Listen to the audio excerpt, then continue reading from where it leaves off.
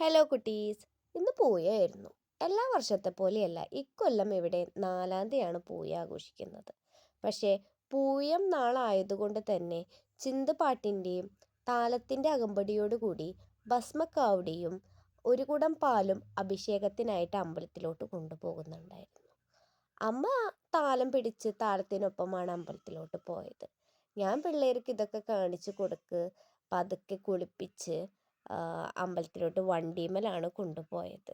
ഇവരത്ര ദൂരമൊന്നും നടക്കില്ല, അതുകൊണ്ടാണ് ഞാൻ വണ്ടിമേ ഇവരെ കൊണ്ടുപോയത്. അമ്മ അമ്പലത്തിലെത്തുന്നതോടൊപ്പം തന്നെ ഞങ്ങളും എത്തിയിട്ടുണ്ടായിരുന്നു.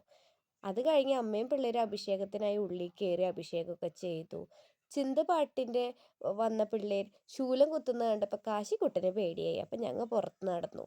അത് കഴിഞ്ഞ് അഭിഷേകമൊക്കെ ചെയ്ത് പറയൊക്കെ വെച്ച് അന്നദാനം ഉണ്ടായിരുന്നു, അതൊക്കെ കഴിച്ച് ഞങ്ങൾ പതുക്കെ അങ്ങ് വീട്ടിലോട്ട് പോകും.